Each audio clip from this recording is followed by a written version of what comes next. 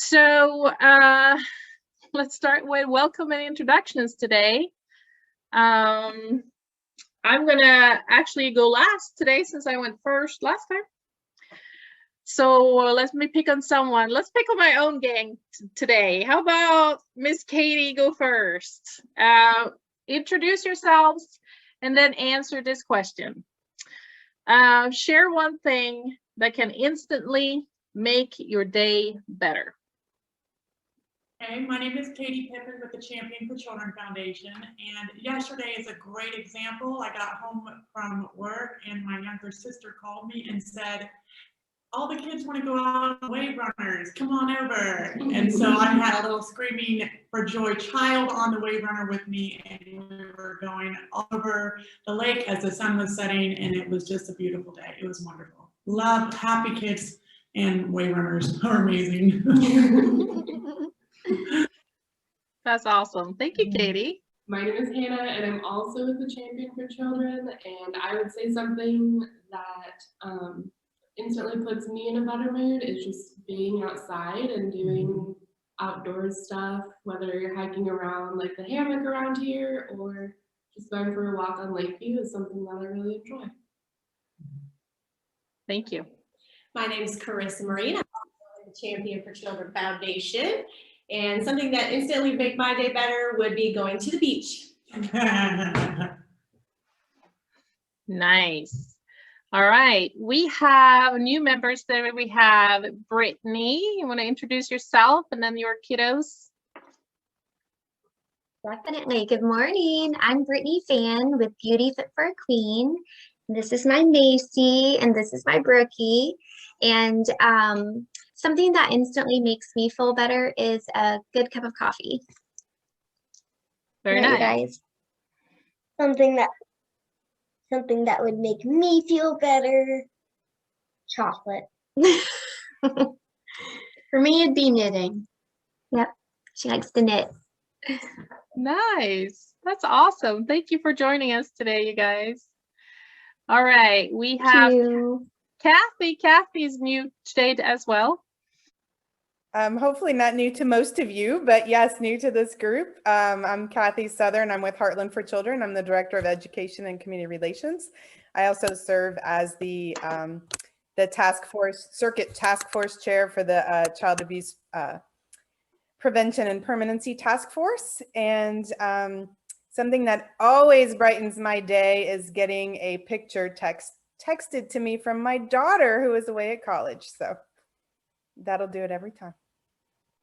Awesome. Well, I'm so glad you're back with us today, and we're excited to hear your perspective of things as well as we move forward. Sarah Beth, you want to go next? Sure. My name is Sarah Beth. I am at the Children's Advocacy Center, and something that instantly brightens my day is a Coca-Cola from McDonald's. Very nice. All right, we have Chris and Dana. I'm Chris Haddon with Bible Fellowship Church, also the CEO of Hope Ministry. And my favorite thing that makes my day better is every day starting with Scripture. Oh, it was me. Oh, hi, everybody. I'm Dana, the other part of this team. Bible Fellowship Church Children's Ministry Director and part of Hope Ministry. And what starts my day off, if I don't do this, it's just my day's not right, is if I get into my morning devotion first thing and also listen to my worship music. Wonderful. Thank you. All right. Who else do we have? Marissa? Hi guys, I'm Marissa Stam. I'm the Executive Director of Salumpta Family Project and the Chair of the Children's Services Council of Highlands County. Oh, and something that makes my day better, sorry. Anytime I can be on or near water makes a huge difference. It's very calming to me. Absolutely, I agree. All right, Mercedes, we can't see you. Yeah, I redid my office and I don't have room for my laptop to be open with my monitors. So it's lovely. I need to rearrange again. But I'm Mercedes McNew. I'm the admin of the Children's Advocacy Center. And pretty much the only thing that makes my day better is my kids. Like picking them up every day and just seeing their smile when I get them. It's amazing. Wonderful. And then we have Stella. our K9 Stella.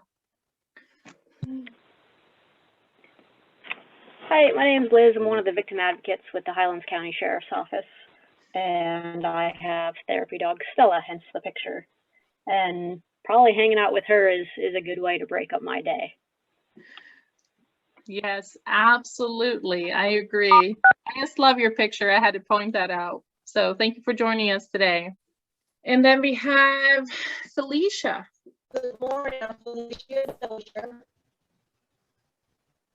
With Capital State College, also CEO of New Beginnings Heartland TCM. I'm also a board member for CSC. Yeah. Again. I tell you what, Brittany, do you know Felicia?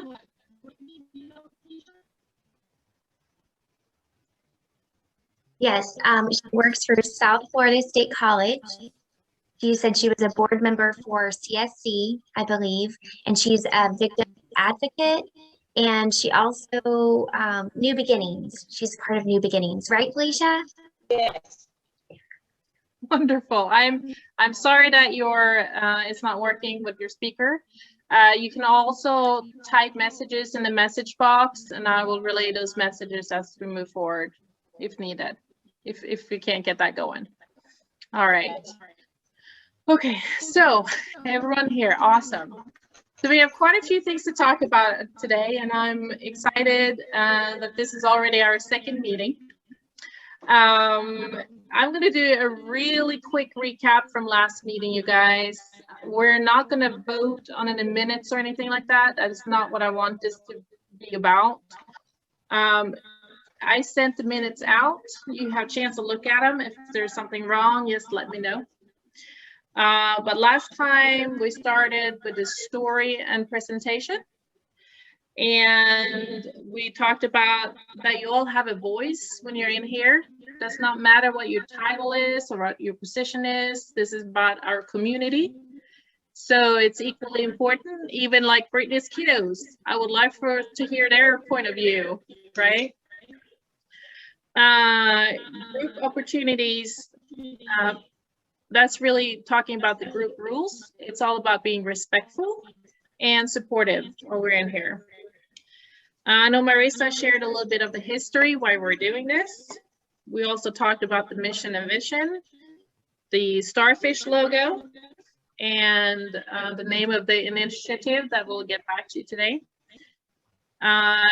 We did have some suggestions to invite some other members, and that's always going to be an ongoing thing where please invite people to these meetings. As we're growing, we need more involvement. And then also we had decided on our future meetings being twice a month to get some real work done and keep connecting. And we also decided that we will be recording these meetings.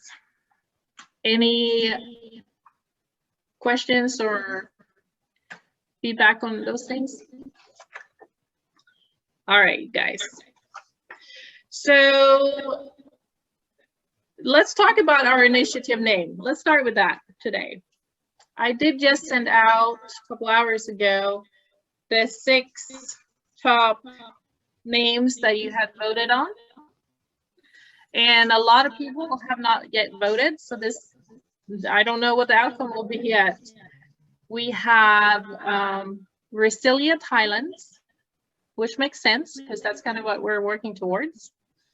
Empower Highlands, which is also a great name. Highland Starfish makes sense because the starfish logo comes from the story, which this is based on.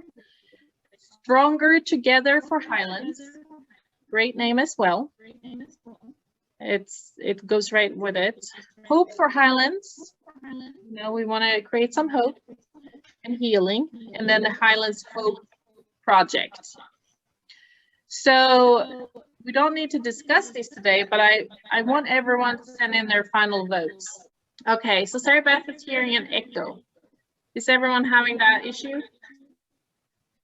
Oh boy. All right. It looks like there might be a couple that are unmuted. So we might just need to mute everybody if they're not talking. Yeah, let's try that and see if that will help. All right, is it still echoing? Can I, no, that actually helps. Woo-hoo-hoo! Good job, Sarah Beth, thank you.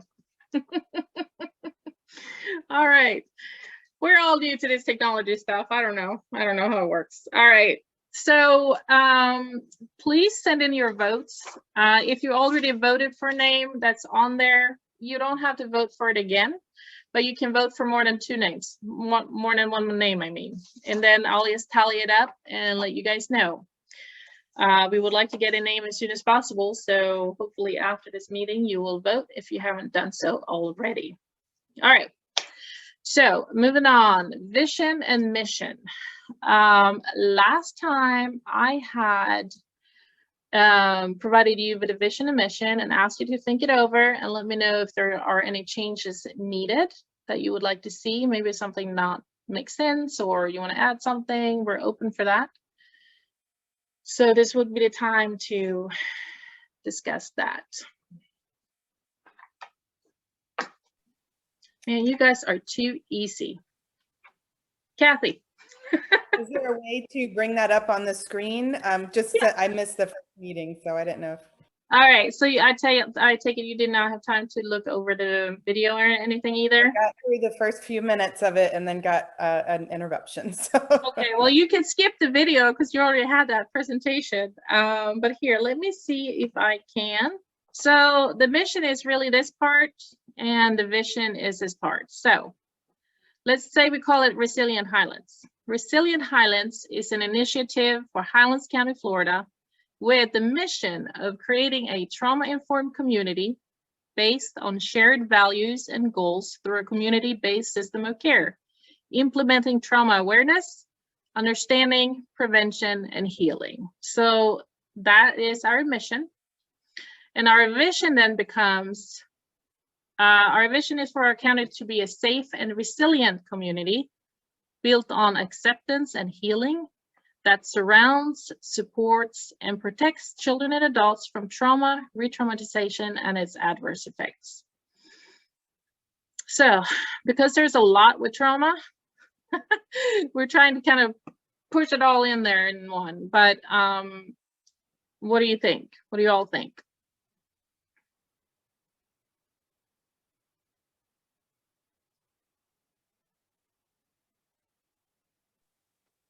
I think that's good, Anna. We definitely need that description in there. And then when we have the title, that will give us kind of our sound bite of what we can quickly in 1 or 2 or 3 words share with the community. But to have all of that in there, you did a great job summarizing it as simple as possible, but keeping the different levels of the support, the protection, and especially I thank you for having that re-traumatization piece in there too.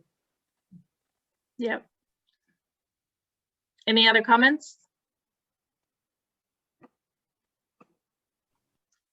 Yeah, and just to echo Carissa, I think you did a wonderful job of bringing it together. I think it's concise. I think it's complete. I think you did a great job of bringing together every element and making it clear and understandable. Well done. Thank you. I appreciate that. I've done a lot of research on trauma-informed community building, and our vision and mission comes from others, and I pretty much just put it together in a way that makes sense for us. So it's not just drawn out of our hats. So I appreciate the feedback on that. And so we'll go with that if that's okay with everyone. Awesome. All right. So let's talk about what trauma-informed is, because when you start digging into it, you realize there are a lot of different levels to it. And so I sent out the little triangle, and I don't see my yellow triangle on here. I'm just gonna hold it up for you guys. So I sent this one out. Can you see that one? Okay. So, and thank you again, Katie. She helped me put a visual to my to my information because it's not easy for me. Do you guys all have this in your handouts? Really what it talks about, there are levels of being trauma informed, right? So it starts with a level of having no knowledge of trauma. When you do not know what trauma is or that if it affects people. So for example, if I were to go out in our community right now, outside our office and ask the first 10 people that I see, do you know about trauma? What is trauma? Can you explain it to me? More than likely, most of those people would say, I don't really know what it is. They might know the word trauma. They might say something about it, but they might not know much. One or two people might say, yeah, I know trauma. And one of them can maybe explain it very basic. And the other person might, hey, they might have some knowledge, right? So I'm trying to show you guys that there are levels to it. So it starts with a basic level of no knowledge, or I mean, no knowledge at all. Then it goes to the novice or the inexperienced person. So they might have heard the word trauma or the concept, but are unsure how the information is given or does not know what to do with it, right? Yeah, I know trauma, but what now? What do I do? The third level is the basic/beginner, understands the basic concept of the cause and effect relationship of what trauma entails. So I would say, you guys watching the video from last time, my presentation, that would provide you with a very basic knowledge of being trauma informed. And then we have the intermediate level, where you understand the deeper concept of trauma, the in and outs of its development and symptoms and effects, and has knowledge of the internal and external elements surrounding trauma. So that's kind of more when you're learning about what's really happening with our brains, for example, right? The internal and external effects and things like that. Kind of digging deeper into it. What's behind it? Why? You know, feeling, thoughts, thinking. Then we have the advanced level, which has a broad and deep competence in terms of knowledge, might work within the field of trauma, and able to explain the concepts of trauma in detail and train others. So now you really know what trauma means, right? And then on the tippy top of the triangle, we have the expert. They're the ones that are able to apply advanced knowledge in specialized areas, develop research questions, collecting and analyzing data, and develop methods specific to the trauma discipline. So the triangle that we have in our community kind of looks something like this, where we have a lot of people in the bottom and then less and less and less as we go up. Does that make sense? All right, so what we want to do is see a shift to the other triangle, which we have less people not know anything about trauma and more towards the middle, maybe some growth on the top, but this is kind of where we're focused on, becoming trauma informed. So having different levels of being trauma informed, there's nothing wrong with that, being on different levels. What we want to see is an increase in the amount of people in our community. Am I making sense to everyone on that one? Okay. So really what it means is, if I've seen the video and say, all right, I understand trauma on that level, on that basic beginner level, that's awesome. It's even more awesome if you want to dwell more into it and learn more about it, right? Then now you become an intermediate level. So whatever level you're on, I would like to see a shift up, right? Now, I'm not saying that's not what we're doing. We're not getting everyone trauma informed in our community. That would be impossible, right? But the more change we do, the better. Correct? Any feedback on that, you guys? Let me hear your thoughts. I want to just do a quick thought, and then I'm going to have to go let the gentleman in my house. But I think that when I initially look at these pyramids, I feel like Highlands County is somewhere in the middle already. You have a lot of education that's been done, particularly in the school system. There are a lot of certified trauma specialists, you know, through that Florida State University program. And I think there's like 27. And so I think I just want to say kudos to Highlands County already, because a lot of that groundwork has already been done. There are a lot of key people who are already informed, and we've done a lot of good work, you know, as a community over the past few years. So there anyhow, he is. That was my my cue. I'll be right back. Okay, I love the bell. All right, and yes, I agree with Kathy to a certain point, because what we forget to see sometimes is that everyone that are already working within the field, yes, we have a lot of trauma training. Felicia, for example, she's, you know, a counselor. Of course she has trauma training, you know, but what we're forgetting is, if we're talking about our whole community, we're talking businesses that usually has no trauma experiences, or organization that work with something totally different, or dental offices, or, you know, whatever it is. So yes, I agree with Kathy that there are a lot of trauma stuff happening in our community already, but what we want to do is kind of grow that so that we get more people involved that really don't have no idea. Grocery store clerks, I don't know, you know what I'm saying? So yes, Kathy, you probably missed my whole answer, huh? I was kind of listening to it. I didn't go too far from my laptop. I think that you know, in my mind, one of the things to sort of assess whether we're moving from that one triangle to the next is getting a baseline of where we're at, and looking at how that improves, you know, over time. Right, right, and we can talk about that, and we're going to talk a little about metrics too in a little bit. But I just wanted the basic concept of how we want to kind of shift that triangle up, you know, make the base a lot smaller.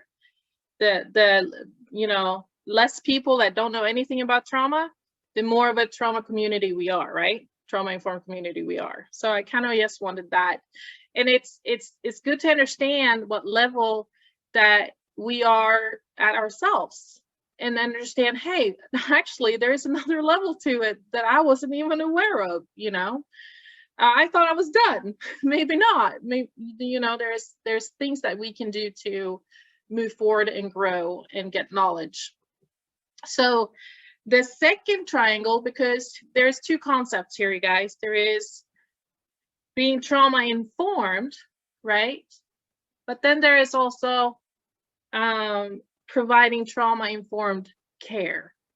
Those are actually two different concepts, but they belong together. So I think I can pull up the other one.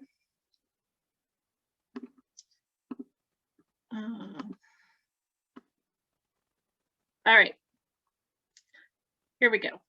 So just as the other one, you know, even when you're trauma informed, does not mean that you provide trauma informed care. So this level then starts on the pre-practitioner, meaning you probably have a level of being trauma informed, one of those levels, but you have yet to put that knowledge into practice. Someone can go around all day and say, yeah, I know about trauma. All right, what do you do? How do you use that knowledge? I don't really know. Okay, so that would be the basic on this triangle. And then we have, the novice, the inexperienced. And then we have the basic or beginner practitioner that is able to incorporate basic changes in services and interactions to put trauma-informed knowledge into practice. All right, so maybe they're meeting and greeting the person in a different way, knowing that they don't want to re-traumatize, or they want to calm the person down, or whatever it might be. The third level would be the intermediate practitioner that would adapt services and interactions to fully accommodate a trauma-informed culture, ranging from awareness to support. And Yolanda is just joining us. And then the fourth level would be becoming an advanced practitioner, right? Maybe developing trauma-informed programs and provide support and feedback for other practitioners. Works within the field of trauma, able to demonstrate how to provide trauma-informed care in details and train others. And then we would have the expert applies advanced trauma-informed care in specialized setting. So yes, as there are levels on being trauma-informed, there are also levels of providing trauma-informed care. What's your feedback on that?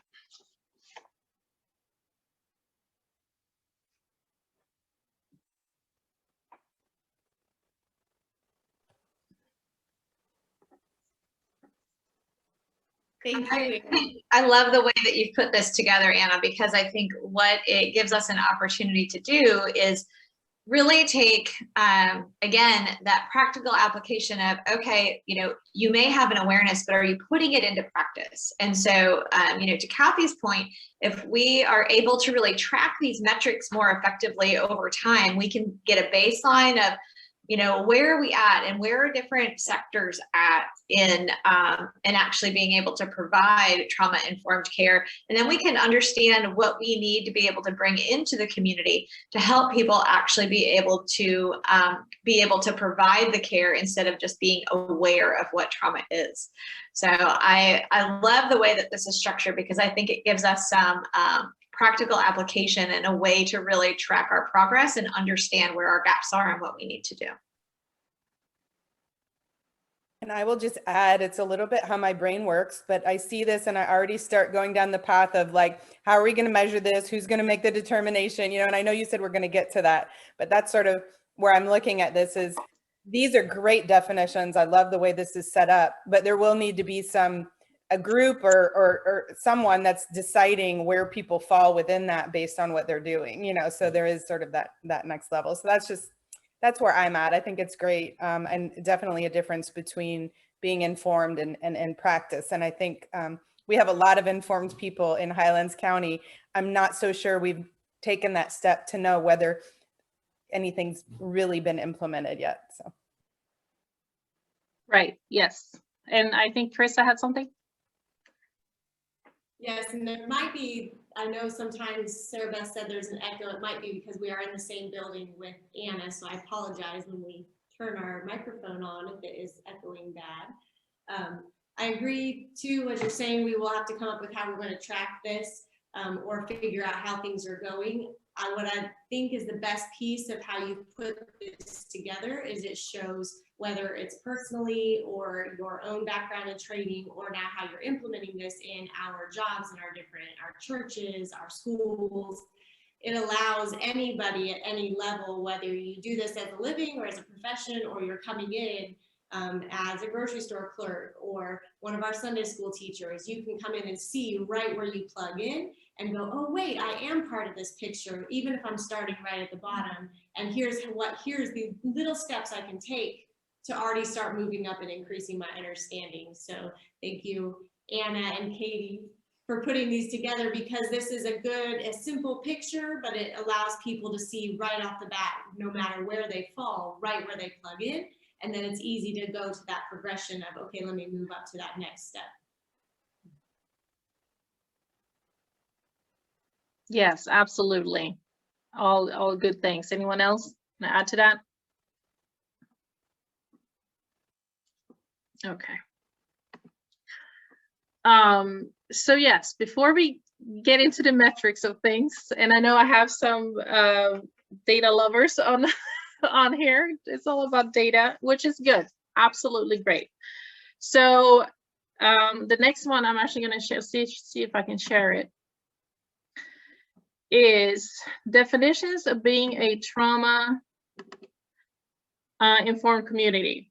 Now, here's the interesting part of this. And remember, I told you guys, I'm doing a lot of research. There is no per se measurement of saying, yes, our numbers are showing us we are a trauma-informed community. There is nothing that is established saying that. So we're going to go back to that in just a second. Give me a second. So pulling the definitions of others, and we're going to go through them and read them one at a time, and then we'll talk about them. So SAMHSA, for example, defines any setting as being trauma-informed if the people there realize how widespread trauma is, recognize signs and symptoms, respond by integrating knowledge into practice, and resist doing further harm. That all makes sense, right, when you read it, but it doesn't say how many percentage, for example. What's the percentage of people doing this, of a program? Keep that in mind as we move forward. The second one says, a program or intervention is trauma-informed when it has an understanding of the ongoing impact of trauma on community members' lives, and when all aspects of its response aim to appropriately address their specific needs and avoid re-traumatization according to trauma-informed community building, which is a model that's being used, right? So this one pretty much says when you have an understanding, right? The third one says, which is defined by the Neighborhood Resilience Project, a trauma-informed community has a framework that establishes and promotes resilient, healing, and healthy communities so that people can be healthy enough to sustain the opportunity and realize their potential.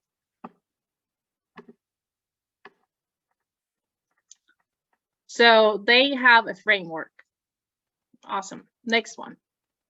The Wilson Foundation states, a trauma-informed community is a strategic approach that links all community sectors together around the effects of trauma while preventing gaps in services for clients. So they have a strategic approach. Let's move on. Now, Tarpon Springs, I hope I'm pronouncing that correctly, is one of the first communities in the US to declare itself a trauma-informed community. They state, being a trauma-informed community means that Tarpon Springs has made a commitment to engage people from all sectors in common goals. The first is to understand how personal adversity affects the community's well-being. The second is to institute resilience building practices so that people, organization, and systems no longer traumatize already traumatized people and instead contribute to building a healthy community. So the pattern I'm seeing here is commitment to engage, strategic approach, framework, understanding, and the setting, talking more about setting. So let me close this so I can see you all. Oop, that did not work. All right, computer. All right. Do you see what I'm seeing? Anyone? Kathy? I know you're thinking it. I can see you thinking it. You know me that well. No. No, I think that's good. I love the Tarpon model because I think it really identifies the sectors. And I think that's probably where we're at now is who are the sectors we need to involve and what's already been done in those sectors and, you know, setting those, you know, strategies like you mentioned, you know, utilizing those, that structure that's used. Right. Anna, I'm curious, does the Wilson Foundation or Neighborhood for Resilience project, do they go on to share like what their framework is, or do they go on to share what exactly their strategic approach is? Probably, and I don't have that right in front of me because I read probably 30 different community models. So it's interesting. That's the thing, you guys, there is no one set model. There are a bunch of models, and they're called a model because someone went through them and did it, right? So we have a little bit, and we have a little bit of a space to kind of work within. We can look at all these models and like, whoa, that is awesome. We should totally do that. And this one, hey, we do that. And this is why, because every community is different. We have different programs. Some are city, right? We're not a city per se. We have 3 smaller communities in our county. So there's a lot of difference between New York and us, right? So there's not one model to follow. So we kind of have to pick a little bit pieces and parts and do our own and figure it out as we go. And it is going to be a journey. And I said this from the beginning. And the quote I even wrote on today's agenda was, accomplishments will prove to be a journey, not a destination. All of those definitions talked about the journey, really, if you think about it. It's not, we are doing boom, boom, boom, and now we can call ourselves trauma-informed. That is not what this is about. It is about continuing development. It is about figuring out and moving forward from there. So, talking about metrics, how do you get into the metrics with this? If everyone says, hey, as long as you have a strategic plan and you follow it, you can call yourself a trauma-informed community. Or, hey, we have an understanding, so we are calling ourselves a trauma-informed community. Do you now see where I'm coming from? Do you see the problem at hand with metrics? Okay, so we can talk about, hey, do we do some sort of a survey in our community, just asking, can you tell me about trauma? What is it? I don't know. Do you provide trauma-informed care? Right? And kind of figure out where we're standing. But there's a lot of work that goes into that. There's a lot of footwork that goes into that. Data collection is, look, let me show you something. Data collection is this person up here. I don't know if we have that person right now in this group even. So here's my suggestion. And this is just my suggestion. This is why I need all of you. Can we put the data on the side a little bit? As we work in the box, I want to be able to work all around the box, not just in the box. One of the things that Tarpon Springs said, and I watched this interview and I cannot remember her name, was what's easy to get stuck in is the box. If you don't allow yourself great ideas from, let's say all our members in here, let's say Chris says, hey, my church would love to do this part. Let's focus on this part. That means, you guys, that church community, we made a difference for, right? that church community we made a difference for. If let's say they want to do the TBRI, which Marisa will talk about later today, we can, for example, do a pre-screening, right? Ask those questions, and then after you took the training, now what? What level are you on? We could do something like that, maybe, just to get little groups around this box. But do a whole community thing, I think that's overwhelming for anyone at this stage in this project. Feedback.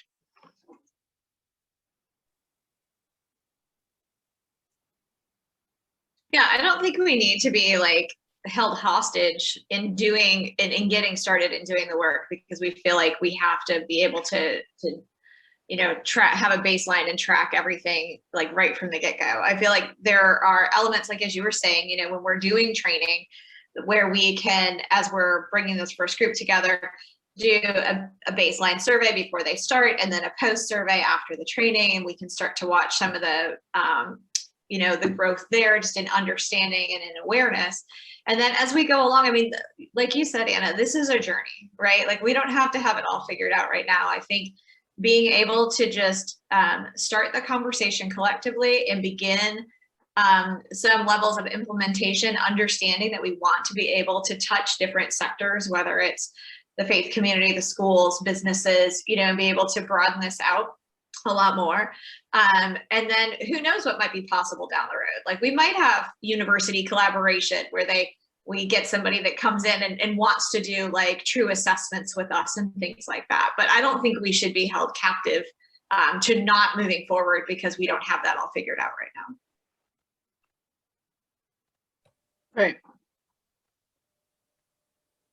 I would suggest, you know, I think we need to probably decide on an approach, right? So you looked at all these different models. We don't have to adopt one model or not, but we probably need to just basically define, you know, and come up with that strategy. And I don't know, you know, if it would make sense, Anna, that you've reviewed them all, that maybe you bring, you know, 3 of your top ones to the table and we pick out from those, or there's other people that evaluate and we do like a pro con on different pieces. But I think there needs to be some level of a strategic plan in place that then we can look at very basic measures initially, and then have that flexibility as things grow to look at that differently. Because in my experience, we can measure a whole lot of things and really get caught in the weeds and measuring a bunch of different things and lose sight of that bigger goal. So I think we can come up with the strategic plan, pick a few just very basic things on how that's going to look like. You know, it may just be, is there a new strategy in place at this organization? I mean, just, you know, it doesn't even have to define what it is, but are we doing things differently? You know, and it would be very simple like that. And then they count. That's one group, you know. So I would just, I think my feedback is let's keep it simple and stay focused on that end goal, because we can easily get caught up. The other thing is that there was actually a baseline survey done a few years ago. I know it was through the Children's Services Council, and I don't know if that data is available to anybody, but I know Carissa, you were part of that. I think Marissa, even maybe you, but that was developed, and there was some baseline data. So I don't know if that could be used, you know, at least for a historical perspective. I know we spent some time, the council created the survey. You know, I don't remember ever seeing the data come back. Was it actually implemented? Was there an organization that took that and sent the surveys out? I just remember Luzette and Carly kind of being key on that, but I do think that there was data collected. There were surveys that were out there. I just don't know the extent of it or who would have access to those files.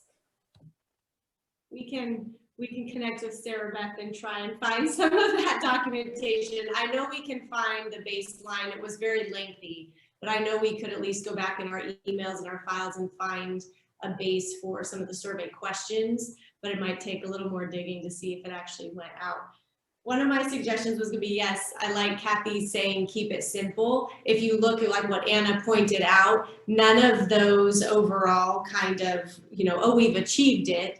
None of those have hard and fast numbers or percentages. But if we can even start with something, even with this group, and just say, hey, where do we currently sit? Because we come from all over, even just this small group that's on here today. Even find a way that is not 10 pages of survey questions, but it could be, and I don't know, maybe Marissa, we could even tailor some of the TBRI initial questions, but that way it would match when we have people actually go through trainings.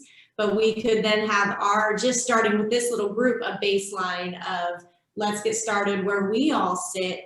And then in a year, it'll be incredible for this team to even look back and say, oh my goodness, we didn't know how much we didn't know. The other thing is when we work on coming back to what will we achieve to say, yes, we are now a trauma-informed community, because as Anna's been doing all this research, the pieces that I've caught wind of, it actually, I'm shocked at some of the areas that say they are becoming or they're almost there, because you kind of look at the community and some are doing really well and some it's not very visible, the work that's been done. So for us to go in cautiously and say, yes, we want to hit that mark where we can, whatever that looks like, say we actually are trauma informed, but to keep that end goal in line with the mission that Anna, I couldn't find it in the email, but Anna, you read that to us, you pulled it up on the screen, our mission and then the vision of ultimately what are we achieving. And if we as a community, whether we go to our different councils or, you know, that's something that the commissioners can say, but we have to have, they can get behind us, but we have to have all the different groups and pieces in the community willing to be involved and do that work. So it's good to not have a hard and fast percentage or a number, but to start with where we are working towards, in line with that mission and towards that big vision that you presented, Anna, and then take little steps so we can see progress even from our group here today of, oh wow, we've even increased, and then take that to the extended trainings. One question, I know Marissa's going to talk about TBRI, but is it possible to even have, and I don't know if Kathy can still hear us or if she stepped out, but would it be possible for this group to even watch the resilience film together? Because that gives us a good baseline and a broader understanding as well of what really what we're looking at and where we're trying to go. Yeah, and I'm gonna have Marissa kind of explain that real quick. Before we move on to that though, and I hope you all have the extra 5 minutes, maybe, so Marissa can really share. But I don't know if you all remember the ABCs of building a trauma-informed community that I have established. We are going to break those down, and that breakdown will make us come up with a strategic plan. So I can send out the ABCs again, you guys, but that's what that is for, is we're going to break those apart to come up with a strategic plan. So that's absolutely part of this. So thank you, Kathy, for, you know, bringing that up. So I will send that out. That is something, our next question is really what do we do, right? That is what we're going to focus on next time. And these meetings are so quick, which is great. That means we're doing a lot of stuff.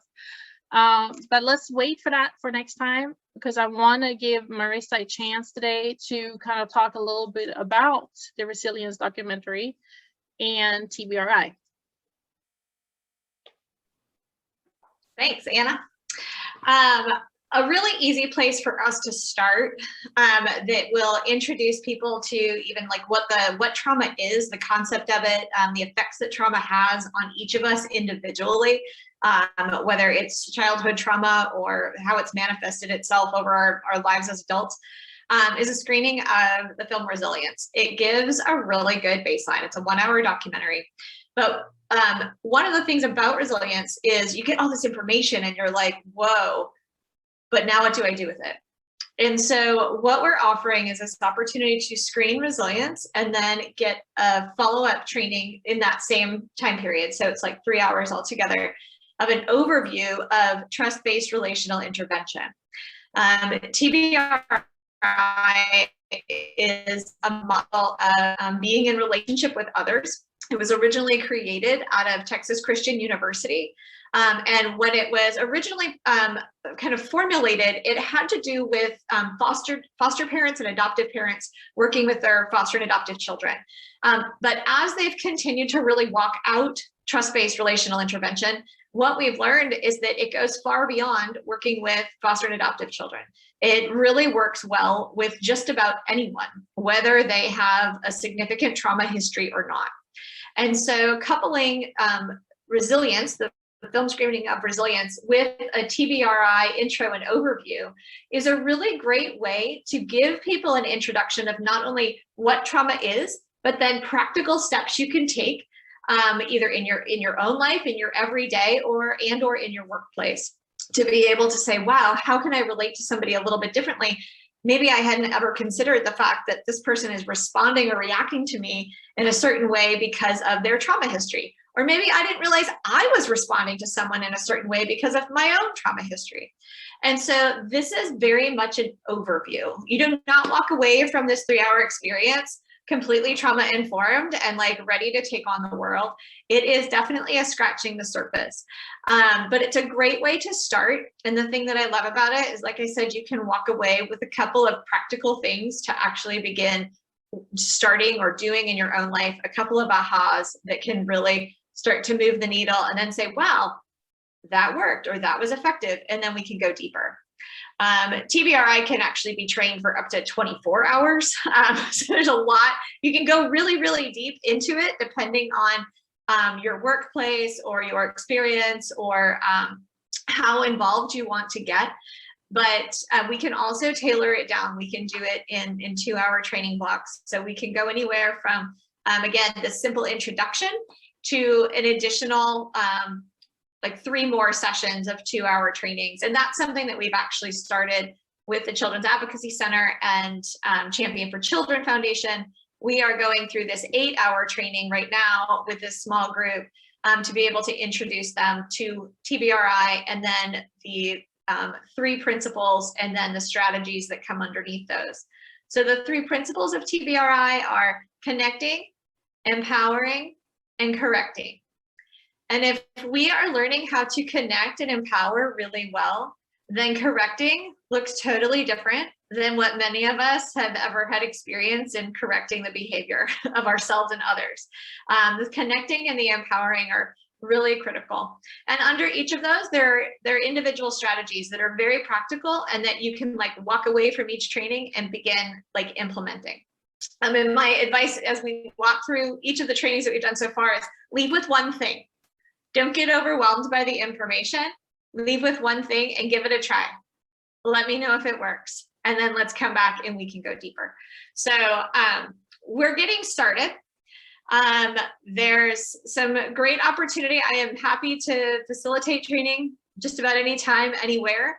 This is something that we are bringing into Salamta Family Project, into our own program that operates over in Ethiopia. So it is not confined to just working in one region or area. It is relational. And so if we work with humans, it can be effective.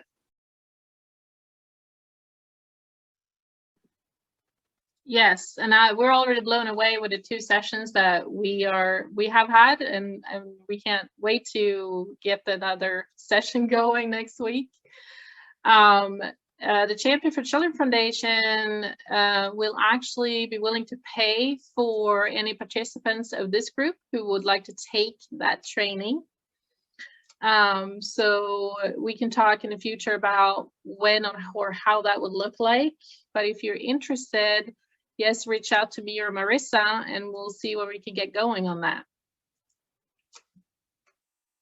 All right, so I know we're already over time, but I want to make sure we give a question and answer opportunity. Sarah Beth, would you mind sharing about April 1st since you're on this call? Absolutely. So April 1st is Child Abuse Prevention Month kickoff for Highlands County. It is going to be, we're holding an event at the courthouse lawn. So on the left side of the courthouse lawn, we have a few speakers that are going to be a part of it. Anna is one of them. The whole courthouse lawn will be decorated in pinwheels. it's just going to be a really cool way to kick off Child Abuse Prevention Month. We're doing several different things throughout the month. If you want me to do a run through of those real quick. Yeah. First, the libraries and the Children's Museum are going to have some pinwheel crafts and different coloring pages and stuff available throughout the month for when families go into those places.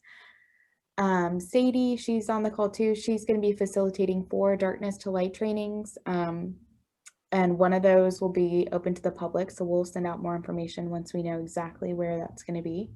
And then trying to think what else. Those are the main things we have going on. I would say pay attention to the Facebook pages of the county, Champion for Children, Heartland for Children.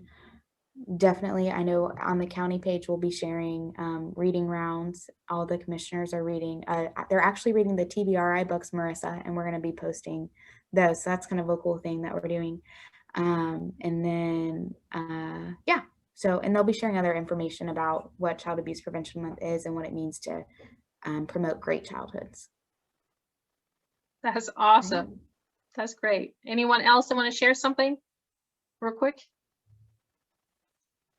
I'll just add to that in addition, pretty much all the schools are going to have pinwheel gardens, and that it's tied this year to Autism Awareness Month as well. So just wanting to make everyone aware that the pinwheel gardens are going to look a little different this year, and the signage is a little different, but we're thrilled that Highlands County has chosen to marry the 2 campaigns, and you should see pinwheels blanketing the community.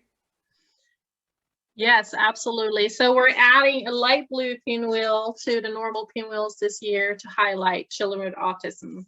And what a great opportunity for Highlands County to stand out and do that. So we appreciate that.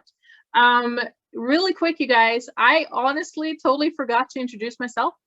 And then we have Yolanda and Baruch who added on. So Baruch and Yolanda, here we go. We're supposed to introduce ourselves and share one thing that can instantly make our day better. So my name is Anna Richard, and I apologize. I work for the Champion for Children Foundation, and the one thing that makes my day instantly better is peace and quiet. If it's going out, leaving the noises behind, just for a few minutes, feeling the sun on my face, hearing the birds singing, that gives me energy, and I'm good to go after that. So, Yolanda, would you mind introducing yourself and sharing what makes your day better? Sure. I'm Yolanda Baker, the Adoption Program Manager with Heartland for Children, and just being calm, just remaining calm and putting things in perspective and just taking some deep breaths. That's what helped me. Wonderful. Thank you. And Baruch? I am Baruch Simmons, the Community Engagement Specialist with Heartland for Children. Pardon my tardiness, I was out delivering pinwheels. So, yeah, no, I'll come to see you in a sec. And I think one thing is good food that usually changes my day. I agree. You all know what you need. Hello, is there anyone else on there? No, we're all good? Okay, I thought maybe I missed something. Thank you guys for joining us today. I really appreciate all the awesome input. Every word is much appreciated. And I just want to remind everyone that we're meeting the next time on the second Wednesday of April, which is April 14th at 11. I will be sending out the invites again. There are 2 different Zoom links for the 2nd week and the 4th week. So if you try to get on the 4th week, you will not get on the 2nd week, if that makes any sense. I know it's crazy. And then also, please vote for our initiative name. I sent out the 6 top names that people already voted for, and I wanted to make it easier for all of you that just cannot make a choice. So there you go. You have 6 choices. Please vote, and I'll send out the results as soon as I have them. All right. Thank you again. You guys all take care. Bye. Thank you, Anna.